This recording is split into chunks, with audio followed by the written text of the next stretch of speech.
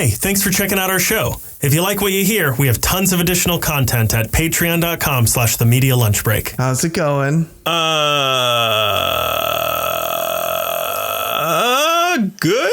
Good. I'm good. Chris, I'm great. I'm fantastic. I'm incredible. I'm better than I've ever been. No one can stop me. Eat shit. I'm amazing. Wow, your life is a real dumpster fire, huh? How are you? I'm good. I'm actually good. Wow. Why? I don't know. That's pretty suspicious, to be honest. I'm questioning every moment, actually. Yeah. I don't like it. It doesn't feel right, and I don't like this at all. Yeah. Well, it'll, this too shall pass.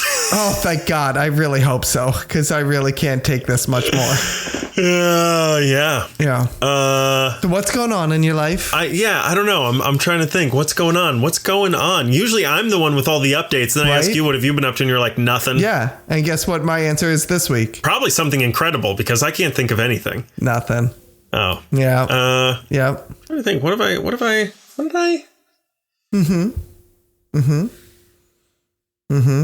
Not New Year's anymore. No, not New Year's anymore. We're past that.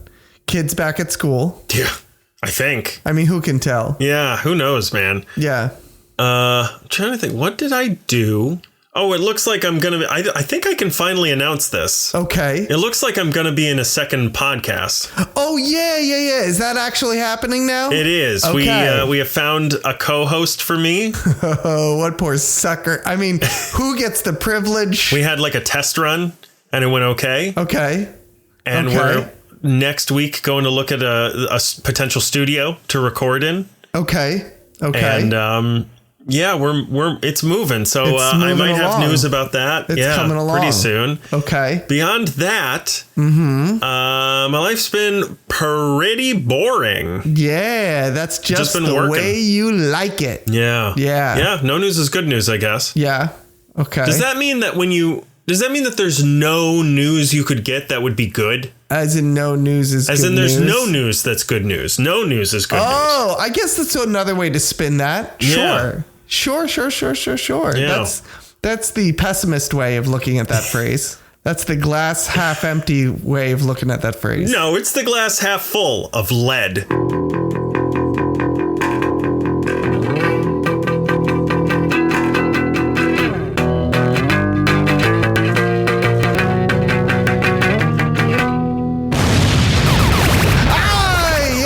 Welcome to the Media Lunch Break, bringing you all of your comic, geek, and movie news all in the time it takes to eat a good sandwich. And then realize that half the sandwich is gone then. Wow. Just passing into eternity. Jeez. That's the way you would view that sandwich. Has this too passed? Yes. My name is Chris Triebel. Alongside me, as always, is my co-host, Andrew Dunn. Say hello, Andrew. That is something that happened this week that I remarked on. You ate a sandwich? No, I had to say to my son, you literally can't have your cake and eat it too. Because he was like, I think it was like a cupcake or something. I don't remember what it was, but he ate it. We brought a cupcake home for him. He ate it and he said, can I have my cupcake for dessert? And I was like, you ate it. And he was like, but I want it. And I was like, you can't have your cake and eat it too. Literally. Wow. I will say that's a new one. I haven't had my kids do that where they eat a thing and then they're upset that they can't re-eat the thing. I do it bi-weekly. Interesting. Did I tell you we had a Spirit Week thing? And Rowan did, my son did, and they had like different days, and it was like dress in green. It was for like over Christmas that time. So it was like dress in green for the Grinch, or whatever, and dress in red and white for Santa. But one of them was wear clothes, period, of a place that you have been to or would like to visit. And I was like, he's 5. Right. You know? He wore a MAGA hat or what happened? Because I do have some shirts that he could probably fit into of like my school or something. We went to visit my school last year. My old college. Right. So I was like, buddy, where's a place that you have visited or would like to visit? And he thought for a minute. I can see on your face, you already know I'm going somewhere with this. Yeah. He sat for a minute and he really gave it a thought. And he looked away and then he looked back at me and he said, Taco Bell. Yeah, good man. Good man. And I was like, you can wear my Taco Bell merch when you pry it from my cold, dead fingers. Yeah. Attaboy. It's worth more to me than you are. Yes. Is what I said to him. And then you took him out back and you fought.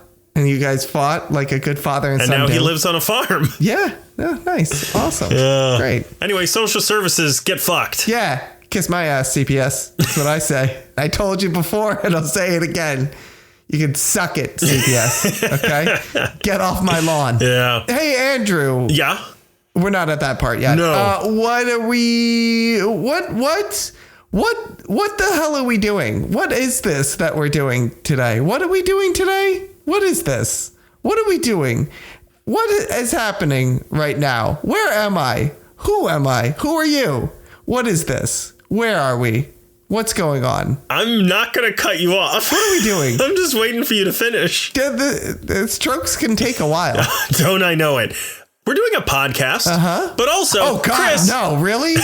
Chris. Yes? Stranger Things has everything. A woman that looks like Ethan Hawke, a high school student who spends 2 years in a coma and still graduates on time somehow, and 4 adult men who are trying to get their driver's license. But maybe the Stranger Things were the friends we made along the way. What did you think of Stranger Things Season 5?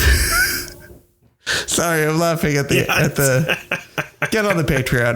You know what the funniest part is, and I hope I don't ruin this for people who can get on the Patreon and see what it is. I'll just say the things that I have added to all of the characters, which you can tell what I'm talking about. Yep. One of them in this picture has one, actually. So I put it over the one he actually has. That's awesome. What did I think of this? This is the end. This is the end of Stranger Things. What are we talking about? Because didn't we talk about half of this already? We talked about episodes 1 through 4. God, I don't remember. I should have revisited because I watched this before we agreed to talk about it. Okay. And then I didn't go back to it.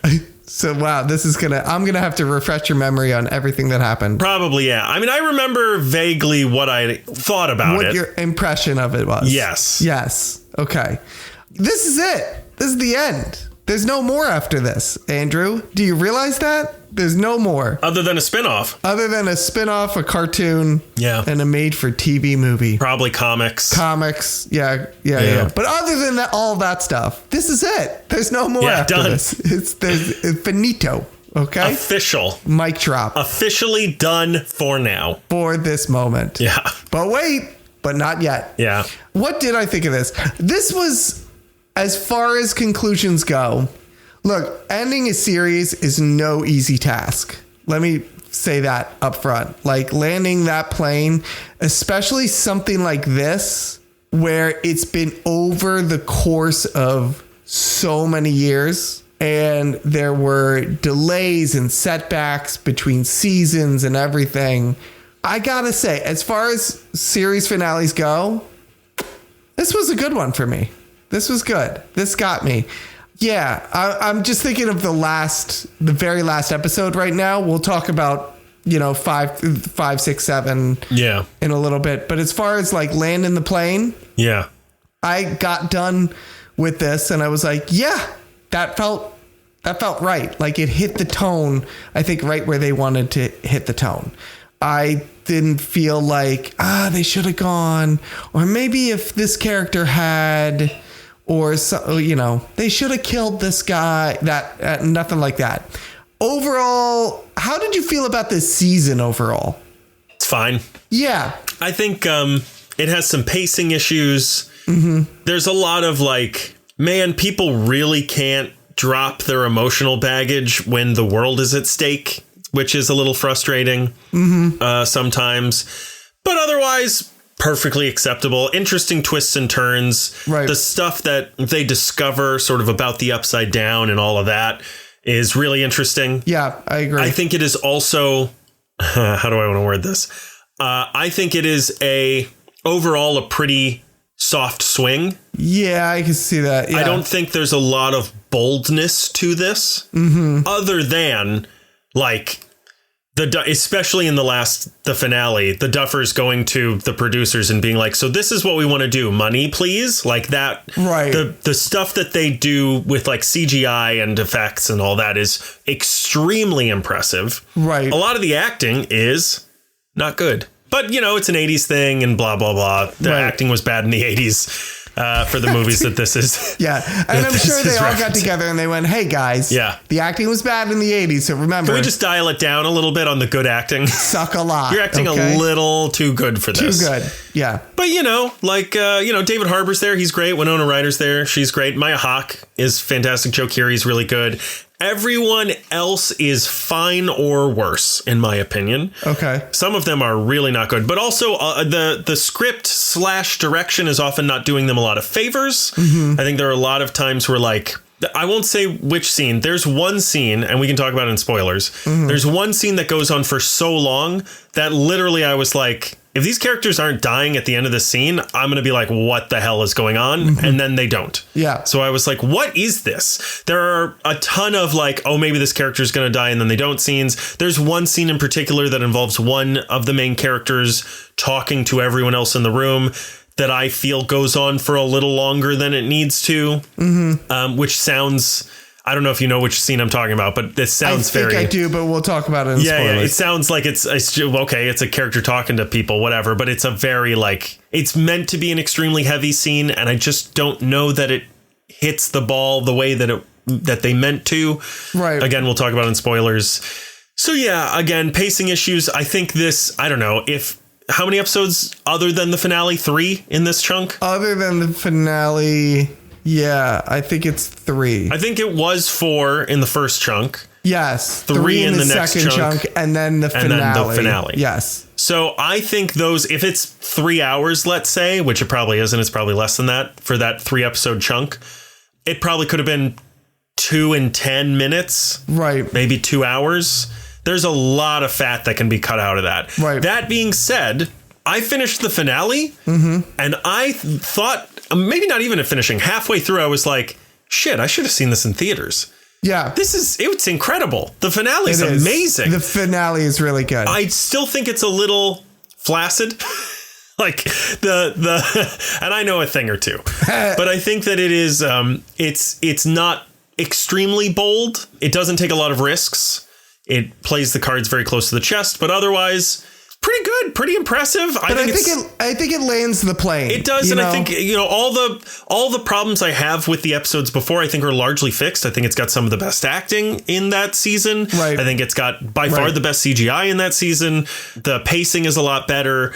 Yeah, it's a really interesting, powerful conclusion to the story that we've been following for these 47 years. Yeah, I think I agree with you as far as like, you're right. This isn't the boldest swing that they could have taken, but as far as building on the other 4 seasons, this is where it needed to go. At no point did I go like, the fuck is this going? You know what I mean? I was like, yeah, this builds in an interesting direction. And it does. I agree with you as far as like what they do with the Upside Down, the explanation for the Upside Down. Yeah. And what it is. It's the one kind of mystery box that Stranger Things has is like, what is the Upside Down? Where does it come from? Yeah. What is it? What's it doing? And realistically, they didn't need to answer those questions. Like they could have just left it because that's not what and I would have bought it. Right. Well, and it's not what the plot is. The plot is about relationships and people getting taken and trying to fight off this evil. Yes. But like they didn't have to explain anything. It could have just been about that. Right.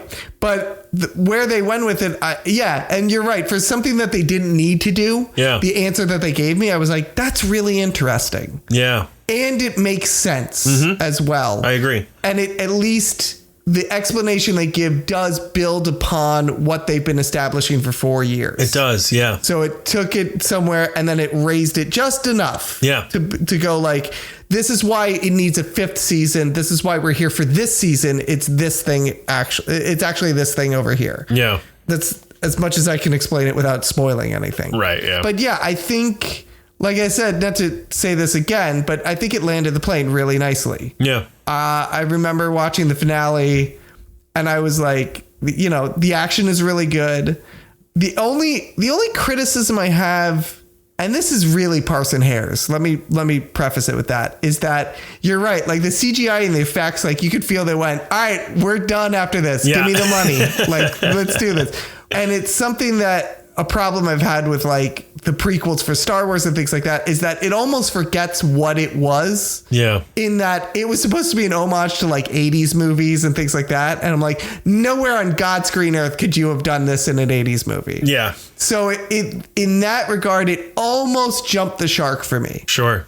But once I get past that, where I'm like, yeah, but we got to build on this and we have to, they kind of like, yeah, this is a fun 80s thing. And now that we've come to grow and love what these characters are and come to really be invested in the storyline rather than the gimmick. Yeah. You know, we can let the gimmick go.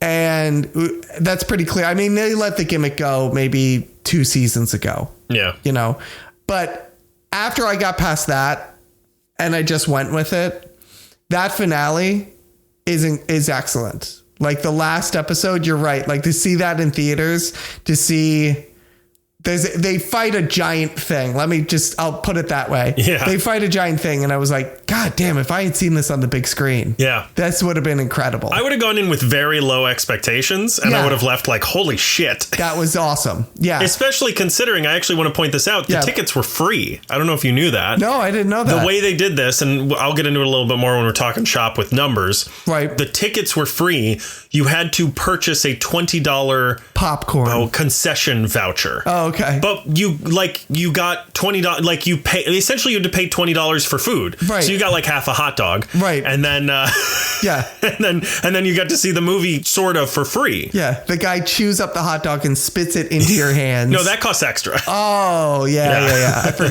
forgot. You guys go to the luxurious cinema. We go to the kinky one. Yeah. Yeah. Nice.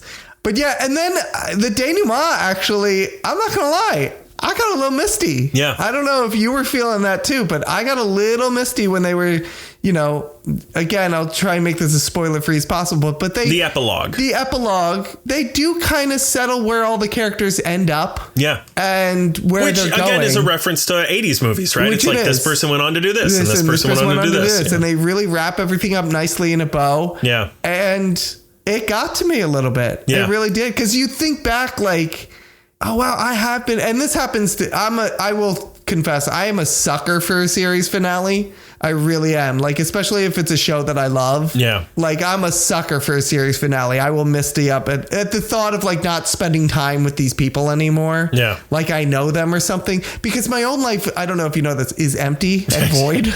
And so I fill it with fictional characters. Well, it's interesting, too, because I don't think this is a spoiler. It skips ahead in time at the very end. Yeah. And so it's interesting to see these actors play closer to their actual age. Yes. But yeah, and the way it ends, when you hear like, oh, this is where this character is going and this is where this character is going. And you go, yeah, oh, yeah, that makes sense. And it's going to be. I should have had more direction in my life when I was that age. Oh, man, I want to go back and try again. Yeah, can I get a second chance? These guys have achieved more before the graduation of high school than I ever will in my entire life. Yeah, I don't know. I liked it. I don't know that I had like quite an emotional response. I think I was a little like more at the fact that like how far we have come since this show started and like you and me specifically. No, but just like, and then you bawled like a little baby. Yeah, I mean, I probably got a little misty-eyed thinking like, we have really been on an adventure with this group of people. Yeah. But yeah, as far as the like this person, this person, this, I was like, yeah, okay, that tracks, whatever. Yeah, It was sad as I was like, oh, we're getting near the end of this. I was like, we're about to finish this. Yeah, that's what I mean. Yeah. Yeah, when you realize like, oh, this is our time is very limited now. Because we're old. And I'm going to be dead soon. Yeah, we're going to die. Yeah. My son asked me, it was really cold when I picked him up from a school bus today. And I he was like, oh, I don't want to walk fast. I was like, all right, let me carry you because I want to get home because I'm freezing cold. And I was like, oh man, my foot kind of hurts. And he was like, why? And I was like, probably because I'm 50 pounds heavier than I usually am right now. Right. Because I was carrying him. Yeah. And he was like, and you're going to pass away soon. Yeah. And I was like, what? Do you know something I don't? Yeah. Right. He's like, oh, by the way, your doctor called and I have some bad news for you. Anyway, before we get into hypotheses of my imminent mortality. I don't know. I was like, yeah, all right. We did it. we got to the end. We got to the end. And some people are happy and some people are sad. Yeah. And the sad people are us watching it. You want to talk some money numbers? Yeah, let's talk some money numbers. So, you know how you thought that shortening the number of days that a movie is in theaters would be bad for the movie? Yeah. Stranger Things, over 2 days, made somewhere in the ballpark, just on concessions, between $25 and $30 million. I saw that. Yeah. Now, because of cast contract stipulations around residuals, meaning they didn't want to fucking pay people. Yeah. Fans didn't technically buy tickets. They purchased concession vouchers to reserve seats. Theaters didn't have to split that revenue with Netflix at all. Wow. During this, as a reference, something that you can like really compare this to see how well this did. Right. During the same 2-day window, Avatar Fire and Ash earned $23.7 million domestically. Right. That already is less than Stranger Things made. It was also out for a little while longer, but it also was playing Avatar in roughly 3,800 theaters, and Stranger Things was in 620. Wow. Isn't that crazy? That is pretty crazy. That's like 10 theaters a state. Yeah. I was going to say, like, I don't know where it was playing. I'm sure it was playing in New York, but I don't know where. Yeah. All 620 of those theaters were in New York. Oh, really? No. Okay. Hey, listen, honestly, I could see it. Yeah, I know. You asked me earnestly. I thought you were going to go with it, and you did. You really did. I really just walked right into that brick wall. Yeah. K-pop Demon Hunters, after months of streaming, received a limited theatrical run and became #1 at the box office with around $18 million. And I have this written here from Geek Tyrant, which is where I got this news from. Theatrical screenings happened at the exact same time the finale was available to stream at home. Viewers didn't have to leave their couch. They chose to. Right. What do you think of that? I think now here's the thing. I think this is an anomaly. I don't think that this holds up for everything. I think that when you have a show like Stranger Things that is beloved and you have been watching it on your couch for 5 years, the novelty of going, I'm going to go watch the finale of a show in a theater attracts people. So I don't like, that doesn't mean, and Netflix don't think you're learning this lesson, that we should release a thing at the same time and it'll still make money and it'll be fine. And then we'll just release it for like 3 days and then make $20 million. Like, I don't think that holds up every single time. Like Red Notice 2. No, wait, what's the one with Ryan Reynolds and The Rock? Red Notice, right? Yeah. Yeah. Or is that the one with Chris Evans and The Rock? No, that's Jingle All the Way or Red 1. That's Red 1. Yeah. Okay. Red Notice 2. Yeah. Which also the word notice has all the letters in the word one. Oh, shit, it does. It's almost an anagram. Almost. With a couple extra letters. Yeah. Yeah. What other letters? Hang on. Notice is T-I-C, tick, one tick. Okay. One red tick. One red tick. And Lyme disease is the sequel. Oh, Jesus. All right. So Red Notice 2, like, you're not going to be able to, this time it's personal. You're not going to be able to put this out on streaming and in theaters. Not that they would, but like, you can't put it out on streaming and theaters and then it's going to make $20 million and people will also watch it from their couch. Like, it doesn't, I don't think that works. I don't know, man, because evidently the first one was like the most streamed fucking thing in existence. It was the most streamed fucking thing in existence. Sure. If that's true, which I still don't believe. Who but are if these that's people? True. Yeah. Right into the show. Yeah. If you're a person who's like, I watch it every day with breakfast. Yes. I still don't think like this equals box office numbers by doing it this way. I think there's like I said, the novelty of going, I've watched these people on my television for 5 years. For like 10 years. So now let's watch them on the big screen. I meant 5 seasons. Okay, I was like, there's no way. It's been like 10 years, right? It's been like 10 years, but 5 seasons. It's crazy. The novelty of going, well, I'm going to watch the finale, because I bet you the finale, like, I think people were taking a leap of faith that the finale is going to be big. Yeah. Because it's 2 hours long. It's released on its own, apart from the other episodes of the season. Yeah. So I think they took a leap of faith where they went, this is going to be big. let's go to the theater and check it out and we'll watch it there. Right. But I don't think that holds for everything else. Right. You still should. I still think it's a mistake to shorten the window of a movie in theaters. Yeah. And then put it immediately onto streaming. I'm still on the fence. I don't know. Yeah. Because this is pretty good evidence. Not proof, but pretty good evidence to the contrary. Yeah. But again, this has a lead up of 5 seasons with it. Chris? As opposed to like a normal. Hang on. Yeah. Netflix might be listening. Yeah. So what I'm saying is Red Notice 2 would do really well in theaters. Really well in theaters. So good. I think it's going to buku bucks. Yeah. You know what I'm saying? Oh, I do. You think the first one was big. Yeah. Wait till you get to Lyme disease. You think 25 to 30 million? This one's going to make 25 to 30 billion. Mm-hmm. I think so. It's going to make The Rock money. You know what I'm saying? Yeah. It's going to make him money? No, I'm saying it's going to make like, because The Rock makes a lot of money for box office. Oh. It's going to make Rock money, but it's going to make him money too, I think. I think they'll probably pay him for it. Do you think they'll probably pay him for it? No. Especially because they found this loophole that involves like buying a popcorn or whatever. That's some bullshit right there. No, bro. That is some bullshit. This is the exact shit that Scarlett Johansson was suing Disney over. If I was Finn Wolfhard's agent, I'd be lighting buildings on fire right now.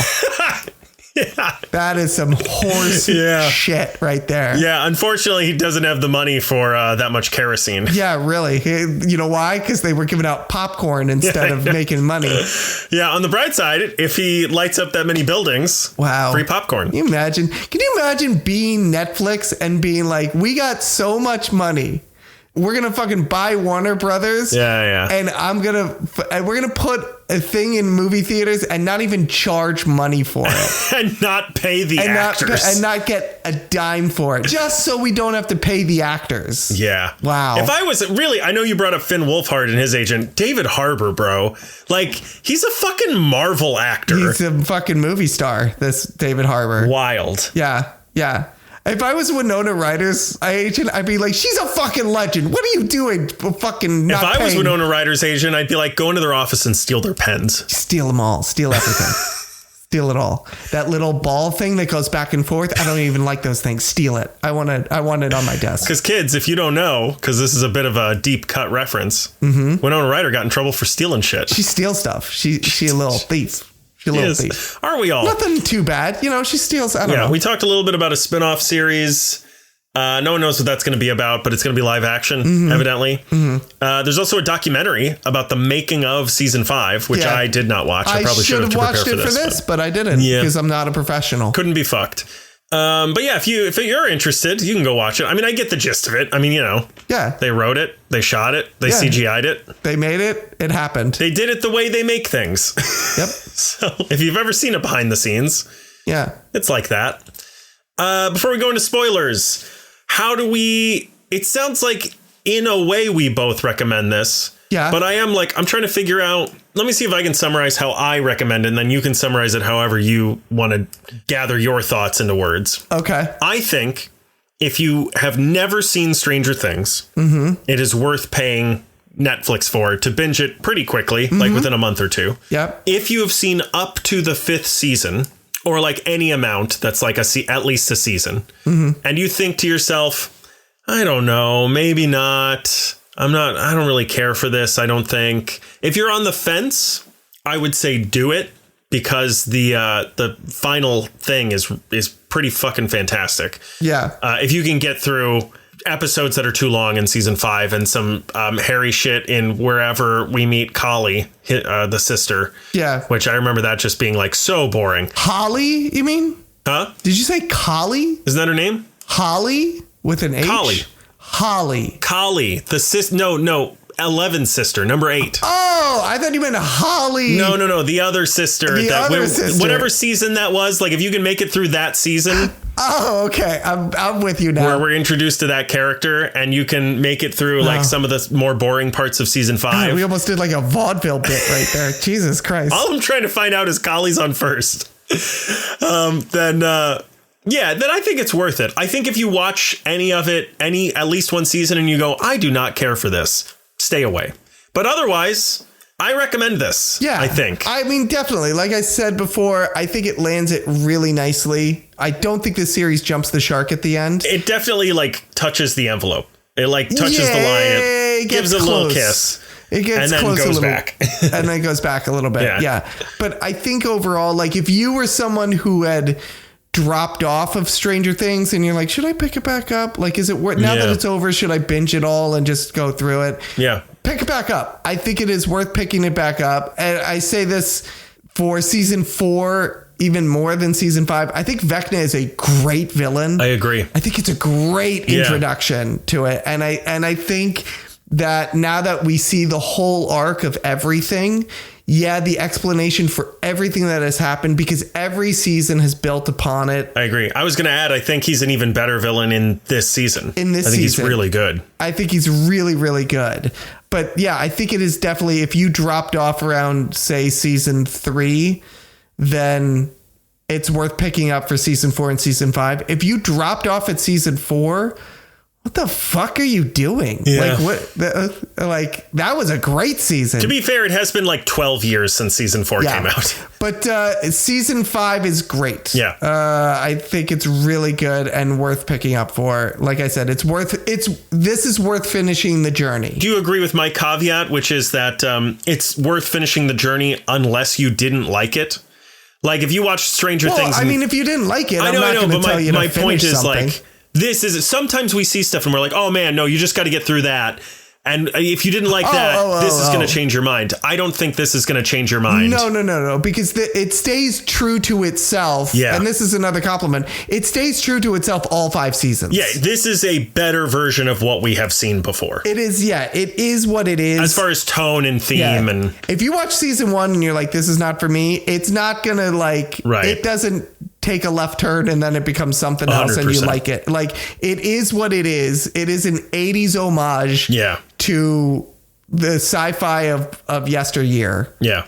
And it stays that for 5 seasons. Yeah. The effects get better than what the 80s were, but for the most part, it is that for 5 seasons. So if you not much better. I'm reminded of something like The Thing. I don't know if you've watched that, but that was largely practical. And, right. It reminds me, this series actually reminds me a lot of The Thing meets E.T. Yeah, I could see that. All right, so we got that covered. Do you want to talk about spoilers? Yeah, let's get into some spoilers. Coming out scene took too long. It's weird. I don't know I don't know what's going on. I don't know what's wrong with it. I think it's fine that it's in there. Right. I really needed a joke at the end, I think, of somebody either being like, well, it's about time, or yeah, we don't care. There's a monster out there, man. Come on, you're our best friend, or whatever. I agree with you. I think it was one of those scenes that they were like, we've needs to be in, and they couldn't find a good place to put it. Yeah. So they just We've all been there, right, fellas? Mm-hmm. The Duffers did also say that most of what you see in that scene is from the first take they did. I totally believe that. Yeah. Because that's a scene that you can't do over and over again. Right. Well, and they also said that, I forget his name, but the actor who played Will had been working on it for months. Yes. And so it makes sense that it'd be this is what it's going to be. You know? Yeah. I think this is something that again, it's a scene where they went, we have to have this scene in here. Yeah. But there's no good place to put it. Right. And so let's just put it right here. This is where it's going to be. It's so long. It does go on for a little while. I will admit. I think it goes on for a little while. You know what it is? It's the monologue is long. It's a long-a-log. It's a long-a-log. Monologue? A monologue. Yeah. There it is. It's a monologue, but the length of that actually, what I didn't mind, it was everything after where everyone was like, me too, and me too, and me too, and me too, and me too. I'm like, and my axe. Yeah. I think he should have been like, I'm gay. And they all should have gone, we know. And then just moved on. Or we don't care. Yeah, well, that's what I mean. Just been like, yeah, great. And then just moved on. I agree. Yeah. I also thought a lot of people, I don't know who, I can't remember who, but I felt like a lot of people were like, oh, you better wait. You can't, all the characters are going to die. Don't get too attached. They're all going to die. There's going to be some real sad moments in this. And I was like, there just aren't. Yeah, I was fine with it, though. Again, for the the genre that it is portraying, it makes sense that everybody lives. Do you know what I mean? Like in an 80s. No, shoot them all in the head. Kill all those kids. That's what would have happened in the 80s. They would have killed them kids. No, in fact, well, kind of. I was going to say the opposite. They would have turned all of the guns into walkie-talkies. Right. But in the 80s, they were guns. Yeah, they were coming for those kids with guns. They were coming for those kids with guns. But the only character that dies in this, other than, and again, we're in spoilers, but we're about to get really into spoilers, everybody. So this is your last warning. Right. The only character that dies in this, other than 11, is the one that everyone hates. Yeah. And I also put here, why do we spend, this is what I was talking about earlier, why do we spend 20 minutes seeing two characters get, quote, not engaged to each other while they're about to drown in a melted building, only to see them be completely fine? Yeah, yes, I agree with you. That seemed dragged. That went on for a while, I will say. That was the one that I was like, they better fucking die at the end of this. Yeah, they better just... Yeah, and they did not. No, they didn't. They also, did they ever explain why it stopped being liquid all of a sudden? No. That was a plot hole for me. Yeah, I guess she just kind of nicked the thing. I bumped on that, and then I don't really get why it turned into liquid. I think it was melting on an atomic level of something. I don't know. Why didn't it happen to them? I don't know. Like, I don't, whatever. I don't really know. Science. But at the same time, it just stopped. It all of a sudden stopped. Yeah.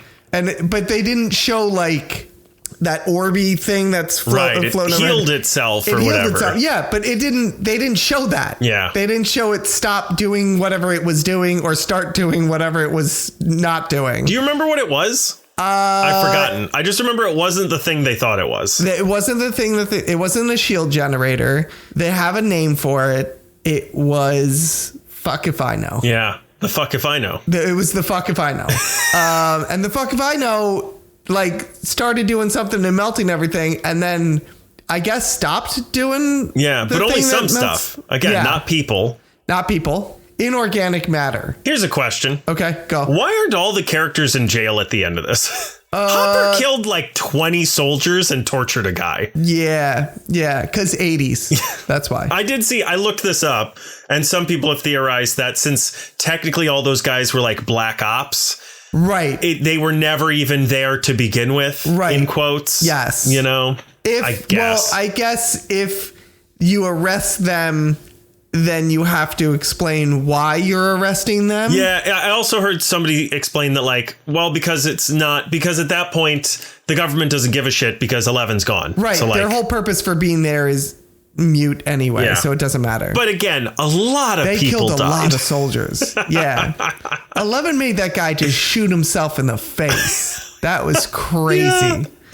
That was crazy. Man. And Linda Hamilton is like, oh, that guy's dead. Oh, well, whatever. I just remembered I have a section of Easter eggs or trivia, and I got to add this to it. Okay. All right. You take your time. We'll get to it. Yeah, we'll get to it. All right. Bring me to my last point other than some trivia. Mm-hmm. My last point is, what do you think happened at the end? I was just going to ask you the same thing. You think she's gone? You think they killed a kid? Do you think they killed a child? No. In this 80s movie show? I guess not.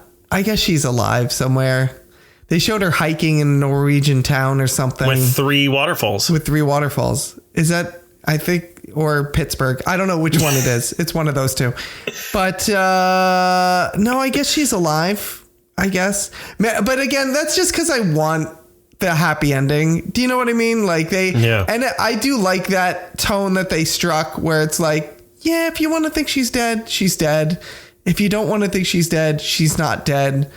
And either way feels right. Yeah. You know what I mean? Like, you know, yeah. Both have plot holes to it. Both don't have plot holes to it, you know? Yeah.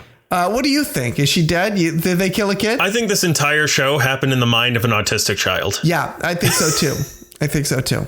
And it was 11. I think she's dead. Yeah? Yeah. I mean, look, I watched the Duffers talk about this a little bit in an interview. So here's some things to know about. Okay. So 11 obviously can't use her powers with the speakers. Right. That being said, she is using her powers to talk to Finn. Not Will, the other one. Finn. I called him Finn. I know. Mike. Mike. Yeah. Yeah. So, yeah, super weird, right? Yes. But also, fans have pointed out there's no nosebleed. Oh, okay. Yeah. In that as well. So that points to probably she's not actually there. But also, Kali really took a bullet to the stomach. She really did. She took a hell of a bullet. Also, I think that building exploded or something. That building. Wait, which building? That they left her in. Kali? Yeah. I think there's a thing that, because I saw someone talking about it, because I saw people arguing about, well, it only exploded a little bit of the building. I don't remember what it was. What exploded? The helicopter. Are they talking about the helicopter? Maybe. I don't know, man. I don't think so. No, because the helicopter happens after. No, the helicopter happens and then Kali. Well, they're all there. Well, they're all there. Yeah. And everyone else is fine. But no, I don't think that's what it is. I think there's something else. It doesn't matter. The Duffers did confirm, because some people were like, did we see something different than what Mike actually saw? Like, did 11 secretly tell him, hey, don't look for me. I'm not really here. And the Duffers have confirmed that did not happen. 11 did not confirm to Mike that there was something and Kali was helping her and blah, blah, blah. So Duffers have said that didn't happen. Okay. Here's the thing as well. If she's still alive, the Mind Flayer may still be in 11's blood, because that's what gives her the power. She has part of the Mind Flayer from what's his fucking face? Vecna. Yeah. Yes. That's why she's like, I have to die, because but then maybe she doesn't. As long as I'm alive. I expected at the end of this to see a silhouette of 11 at the end or something. I really did. Like there's like the door turns off the light, and when the light turns off, you like see someone standing somewhere, like maybe in the window or something. That would have been creepy as fuck. Yeah, I know. That would have been a creepy maybe not quite ending. That. Maybe like it pans out and you see someone. She's standing menacingly over Holly at the table. Yeah. About to strangle her to death. Or even like it pans, out of the house, and it shows that there's a person with like a hoodie on who's looking at the house, and then picks up a backpack and walks away or something. Yeah. I half expected something to confirm it. There's an empty Eggo box in the mailbox or something. Exactly. Yeah. And then she puts away her gun and decides to let them all live. Yeah. I don't know. Yeah, I don't know. I mean, I don't know. You're right about the nosebleed thing. I immediately, so the truck comes out of the thing, and all the soldiers swarm, and they get him out of the truck. Yeah. And then they pan over, and she's back in the upside down. Yeah. I remember thinking, like, that's a long way, like, from where the truck stopped for her to get out and run back. Yeah. I remember thinking, like, especially when they're shooting sound waves at her or whatever. I remember thinking, like, that's a long way for her to have run. Yeah. In the moment of all the soldiers being like, get the fuck out of the truck. Maybe she did a big jump. She did the big whoosh, that thing. Yeah. The Attack on Titan jump.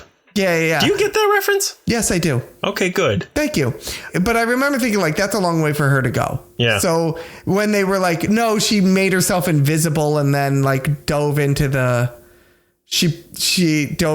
Radio Shack. Yeah. I was like, yeah, that's what I figured happened actually when I saw her in the Upside Down. I was like, really? Oh, she's not there. She's in the building. She made herself invisible.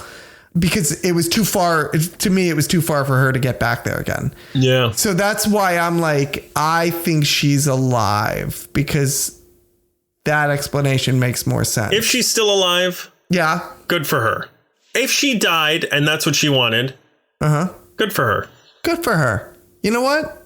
She has the right to choose what to do with her body. She like Jack Kevorkian. Kali Jack Kevorkian. Yeah.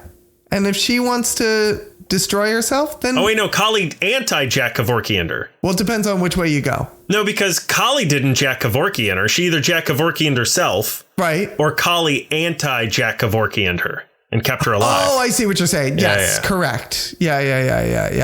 By the way, Jack Kevorkianing yourself is your suicide. Yes, we know. Just regular original recipe suicide. Yeah, go ahead and look it up. I think she's alive. Wait, also her going into that Radio Shack, doesn't that block the waves? Can they do it through walls? Yeah, because they were still doing it in the Upside Down when they were hiding behind a wall. She was in a building and they were doing it from outside. Yeah. Oh, yeah. Yeah, when they got Kali. The rules aren't clear. You know what I mean? They are clear. This event isn't clear. Like, there's reasons that it couldn't happen the way that Mike theorized. Right. But there's also reasons it couldn't happen the way that we saw it happen. Right. So. Yeah. All right. Something happened. Anyway. It sounds like it's got plot armor on. Yeah. Do you have anything else to say before we get into trivia? Give me some trivia. In the theater at the end with Max and Lucas, the Duffer Brothers confirmed the movie they're watching is Ghost. Oh, that's sweet. I know, isn't that sweet? I thought it was Whippy Boy. What's his face? Indiana Jones and the Last Crusade. Yeah. Because they show that's out. Why does it matter if they're watching Ghosts? Is that a thing? Well, it's a romance? just they filmed it, so it's just a trivia thing. It doesn't really matter. They showed part of the movie, but then they actually showed. Okay, but then when they were like doing testing or looking back at it or whatever, they were like, this kind of detracts from what we're trying to show, so they removed it. Got it. The Duffers also confirmed that Mr. Clark and Erica are okay. Erica is going to be the valedictorian of her class, and Mr. Clark is returning to teaching, because they just kind of disappear at the end of the show. Yeah. And you're like, hey, whatever happened to them? Yeah. There's I don't have this written down here, but I stood and cheered. I don't know if you caught it. Mr. Clark makes a Lord of the Rings reference when he opens the gate. No, what does he say? He says Melloch, which is the name for friend. Oh, yeah. In Elvish. Yes. He says in Lord of the Rings, the riddle is speak friend and enter. Got it. And he has to say Melloch.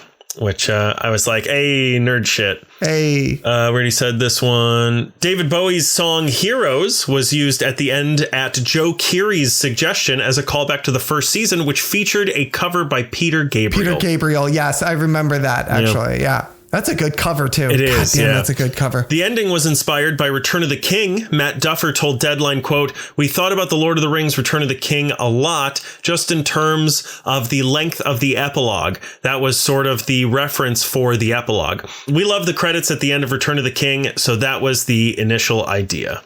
At the end, Hopper suggests moving to Montauk, which was the original name of Stranger Things. Yes, that's right. Oh, my gosh. I did know that. Yes, you're right. It's also where son of a bitch. I don't remember her name. Winona Ryder. Yeah. Jane, Jill. Yep. What? Sure. Whatever her name is. She, in the stage play, talks about how she has always wanted to move to New York. Oh, really? Yeah. Okay. So, have you seen this stage play? I have not, but I've heard it's very good. I've heard it's very good, and it's still going on. Oh, I didn't know that. I just assumed it was immediately canceled. Nope.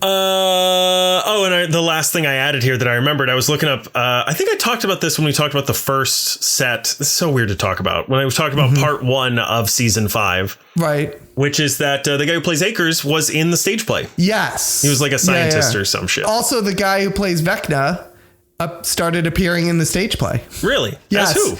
As Vecna. Well, not as Vecna, as Henry. Because that character is supposed to be like 16. So there's I guess at the very end, I have not seen the stage play, but I guess at the very end, the very last like moments, they show an adult playing Henry. Interesting. And one day they surprised the audience, and he gets up and turns around, and it's the actual actor who plays Henry. I feel like only people in the first like 3 rows would be able to tell that, though. Right? Yeah. I don't know. I'm trying to think. I've been in that theater. Pick that out. I'd just be like, that guy really looks like the dude from the show. Yeah, and then when people started going nuts, you'd probably be like, "Oh, it is the dude from the show," and then you would go nuts too. No, I'd be like, "Is this someone from Euphoria?"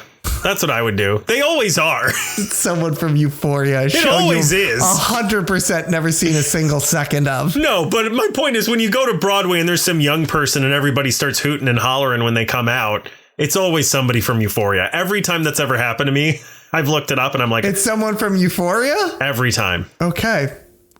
How often has that happened to you? 3 or 4 times. Wow. Yeah. That's a lot. Yep. Okay. Anyway, I don't have anything else to say about this. All right. I don't have anything else to say about this either. Great. Wonderful. Good. Strange things. Hey. Huh? Oh my God. This is like the last time I can say this on the show. Yeah. Stranger Things. I barely know her. You know what? I bet you'll find a way to bring it back. You ready to move on to the reading assignment? Let's go on to the reading assignment. All right. Sounds good. Chris. Yes? Drugs. This week's reading assignment tells the story of a federal agent who's possessed by an alien. And for some reason, this turns his life into a Jackson Pollock painting, which normally I'd like, but I'm off soup. Absolute Martian Manhunter asks important questions. Questions like, does darkness live in us all? What does it mean to be a husband? And what happens if you take shrooms and drop LSD at the same time during a light show at the planetarium? What did you think about Absolute Martian Manhunter? God, this was trippy as fuck. Yeah. This is crazy.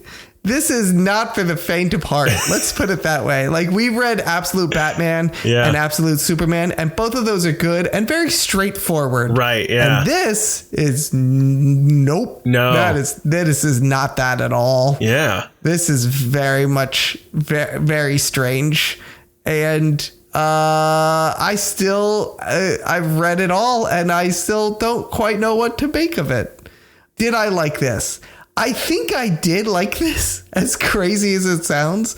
It's really well done. It's one of those comics that I'm like, there were times when I was like, I don't think I like this, but I think I'm in the wrong. Like, you know, when you read something and you're like, if I don't like this, it means I'm an idiot. Yeah. This is it's really well written. Yeah. It's really well written. The art is really crazy. I mean, crazy in a good way. It's got like a Darwin Cook-esque feel to it. Darwin Cook is the guy who did, we read New Frontier. Oh, yeah. He's got that like old style. Yeah. You know what I mean? So it's got almost a Darwin Cook-like feel to the whole thing. Yeah. But trippier. But like you said, like with a Jackson Pollock flair to it. Yeah. I'm not entirely sure I know what happened in this book. I'm not going to lie. Like, people are going to be like, so how does this differ from Martian Manhunter regular? And I wish I could tell you, because it's definitely different. Yeah. But I don't know I could explain it correctly. I think you're right. I think he's possessed by the Martian, but I'm not entirely sure. Yeah. I think I'm too stupid for this book. Chris. What did you think of this? I'm so sorry. Are you too stupid for this book too? Chris. Yeah. I'm so sorry. Yeah. This is one of the best books I've ever read. It's really good. I loved every page of this. There are parts that I cried while reading this. Yeah. It is one of the biggest swings that I've ever seen in comics. Yes. And it sticks the landing perpetually. Yeah. It is super bold, super risky. It was originally just going to be this one volume, and it did so well. It sold 120,000 copies the first issue. Yeah. That they decided to get another run out of it. And it is the story of a federal agent who is in a terrorist explosion. Yep. And instead of dying, a being from another world instead attaches to him as a symbiote. Yep. And is trying to figure out a way to explain to this Earth being that has like an ape brain what is going on, and struggles through the entire thing. I love the pages of him trying to like figure out what the Martian is trying to say, and the Martian, like in all his attempts, are just like, bro, you're too stupid. Like, I just don't know what else to tell you. He's talking to you. He was talking to all of us. Really, he was talking to the audience. He's just like, he was like, I can't explain to you. He's like, what is going on right now? And the Martian is just like, I can't explain it to you. You're too stupid. You're just dumb. But the main difference of this, and I've never read Martian Manhunter. Like, I've never read any Martian Manhunter. Yeah. But it seems like the main difference is that in original recipe DC, Martian Manhunter is like a guy who's from Mars and can shapeshift. Yes, correct. This is like sort of like an ethereal, non-tangible being. Yes, correct. That exists as a thought. Yes. And can hop to whatever person it wants to. And so it doesn't take over. It joins with the mind of John Jones. Yeah. And allows him, instead of shapeshifting, to read minds and create things with his mind. Yes. Yes. And the way that they depict the mind reading is interesting as well. It's like smoke coming off of people that he has to breathe in. That is some of the best art. It's, first of all, creative. Like, it's a creative way to just imagine how you read someone's mind. Yeah. But additionally, I'm trying to save the art because I'm trying to get through all my points and like the creativity and the writing and stuff like that. But and he continues to be a detective, both trying to solve regular detective cases, but at the same time discovering that many or all of those detective cases turn out to have been caused by another similar being to this Martian one that is right. Yeah. So the artwork is so insane. Yes. It's so incredible. And it does such a great job of like the regular world feels like the regular world. Yes. It's not like the entire thing in this is batshit crazy. Things that are human things feel very regular and are drawn in a very standard kind of way. That is interesting, but it reminds me of, I can't remember the writer or the illustrator's name now, the artist's name, but it reminds me a lot of the guy who often works with Tom King, who did like Vision and stuff like that. Oh, yeah. Okay. And again, his name is escaping me, but it reminds me of that. It's not boring. It's not drab, but it is largely, oh yeah, that's a person. Whereas the stuff that involves for lack of a better word, he says he doesn't come from Mars, I think, but we'll call him the Martian. Yeah. Is psychedelic, is like kind of the only word I can use to describe it. Yeah, that's a good way to describe it. It is bright and colorful and shapeless. This is such a fascinating read. Yeah, I think it's really, really powerful. This is something I would recommend. It's funny because like we always talk about like, is this comic a good gateway to get into comics? And throughout the first half, I was like, this is definitely going to be one of those. And then as I closed the book, I was like, no, I don't think it is. I think it's especially knowing. Part of me says like, if you've never read a DC comic or a Marvel comic, I want to like put duct tape over every DC logo on this and hand it to somebody and just be like, this isn't DC. This is like a third party Image Comics standalone thing. Right. And in that way it is like, in that way, I think I could hand this to somebody, especially someone, it depends on what kind of movies they like, right? Like if this is a person, if I'm like, hey, did you like Everything Everywhere All at Once? And they're like, oh yeah, it's one of my favorite movies. Yeah. I think as long as they don't know this is based on a DC property, I could hand this to them and they'd like it. Right. I think this would be a tough one for someone who's just getting into comics. I think if you're, here's the thing, it kind of what going off of what you were saying, like if you're a DC hater and you're like, I think DC does crap and pick this up. Yeah. And tell me I'm wrong. Like, tell me, look me in the eye after this and be like, DC does crap, because this is incredible. Like this is like you said, this is one of the biggest swings I've ever read, and it connects. This is also so refreshing after reading a lot of Tom King stuff, which again, as we always talk about in here, but I always feel like I have to say it. We love Tom King. Right. But it is as good as his work, but completely different. Yes, it is. Yeah. I think for someone just getting into comics, this would be too much. I think this would be like I understand what you're saying, because it is so fresh and it is so different. Like it doesn't feel. Well, it's so good. It's so creative and odd. Yes. Yeah. But I think it's almost like it'd be like having a Martian like attach itself to your mind and open up your third eye, basically. It'd be too overwhelming. Like I'm an avid comic reader, and this was excellent, but there were times when I was like, fuck, I don't know. Like this was overwhelming for me. You know what I mean? So yeah, I think, but it is, God, it's really good. Like I don't understand how this didn't get all the awards. Yeah. You know what I mean? How this didn't get like the Eisner Award, and how this didn't get this, that, and the other. Like, well, when does that happen? Because this just came out last year. Yeah, but I thought it would have been up for the past one, but maybe I'm wrong. Maybe it would be. Don't they do it like the Oscars, where it's like, maybe they do it in 2026 to honor the 2025s? Yeah. Maybe you're right, because I'm trying to think. Like Absolute Wonder Woman got nominated for, but maybe that came out in 2024. I'm not sure. Yeah. Because they've been doling these out. Right. Like, but yeah, this is real trippy. And it's funny because I was like, how? Because now they're connecting all the Absolute universes. And I was like, now I really want to get into all the Absolute universes, because I got to see how they do this. I know. The one that came out right before this was The Flash, and the one that either came out or is coming out after this is Green Lantern. No, Green Lantern's out already. Okay, then that's the one that follows this one. Yeah.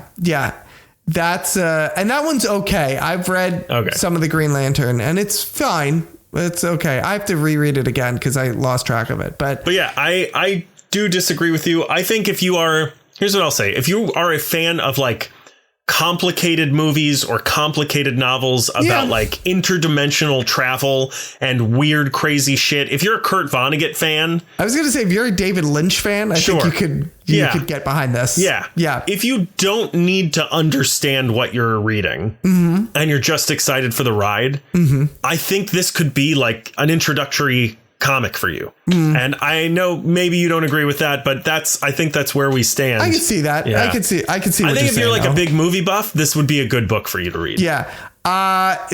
It's paced really well. Yeah. Though I will say, like, it is not the briefest of reads. No, yeah. Like you're gonna have to sit with it for a little while. And in fact, you might have to read it more than once. Yeah. If you're looking for something like, oh, I'm gonna take a plane ride, like, should I grab this and take it? Maybe no. Yeah, I would recommend spacing it out as well. Like, even like, you don't have to, but I would recommend, like, it's not one that you're not going to be able to read in 3 hours. Yeah. But you might want to do an issue a day just to think about each one. Yeah. This is an armchair comic. Yeah. Like, you want to sit and really take this in. I want to add here as well, it's written by Denny Camp and illustrated by Javier Rodríguez. Tried to look up these guys. They haven't done a whole lot. Denny Camp has done a lot for Marvel, and he's only ever done one other thing for DC. It was like a Harley Quinn thing. Right. Camp described the book as, quote, psychedelic noir that tackles big human questions through a small personal lens, which is absolutely true. The design for The Martian was created by Rodríguez using a clay sculpture. Oh, like, he totally built it out of clay. Yeah. I could totally see that. And it is inspired by 2001: A Space Odyssey, the writings of Ursula K. Le Guin and J.G. Ballard. And the biggest influence on the book is writer Thomas Pynchon, primarily his works Inherent Vice and The Crying of Lot 49, which I don't know what those are. But. Yeah. Cool. All right.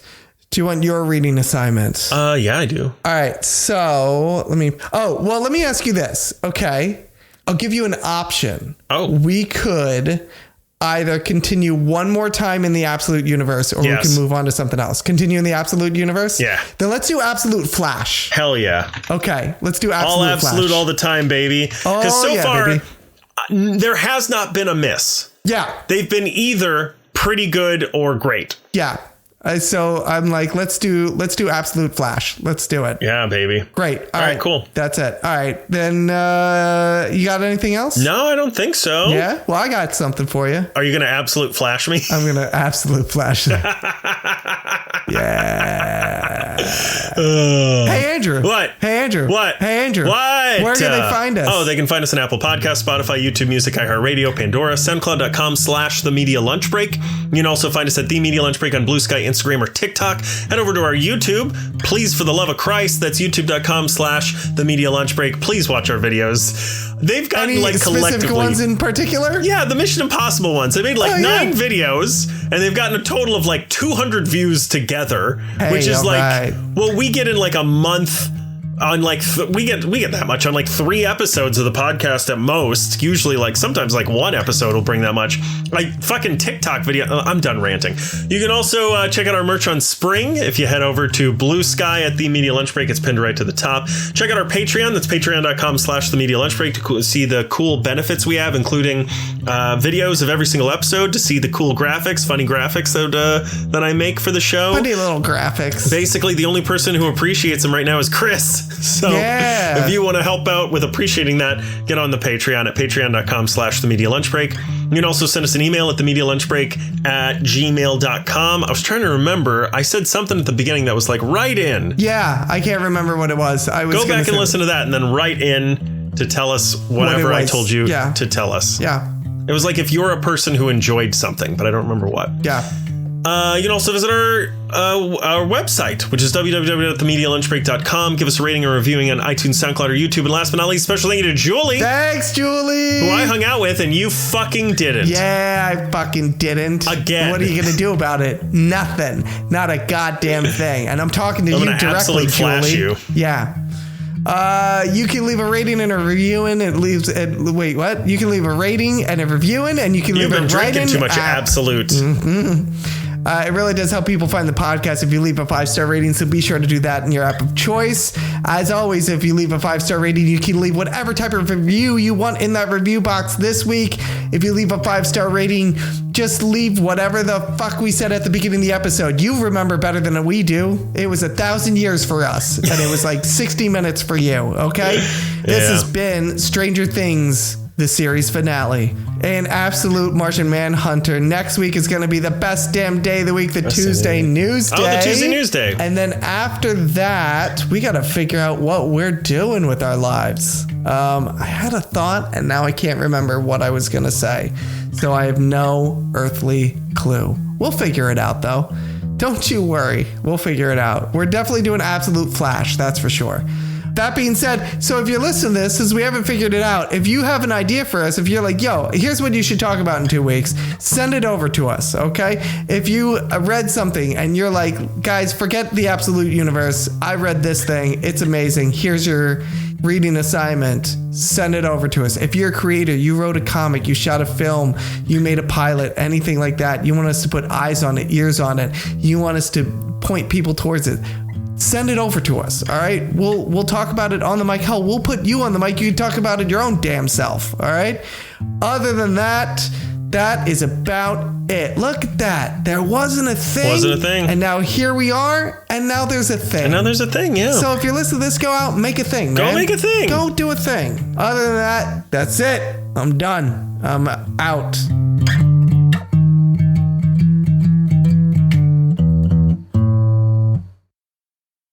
I'm out of here. Wouldn't it be weird if I did that and I just disappeared? That was like smoke just rose up and I just vanished. Hey, were you thinking of 28 years later? Yes, that is exactly what I was thinking of. Yeah, I figured.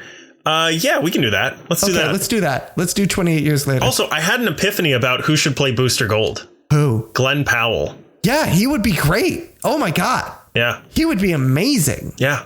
Oh, fuck. That's best casting yet. Yeah, especially his name's Glenn. I know. You ever think about that? It's like one of the most attractive men in the world. His name's Glenn. It might as well be like Eugene. No offense to any Eugenes out there. Sherman. Kyle. Kevin. Oh. Yertle. Yertle. That's a sexy name.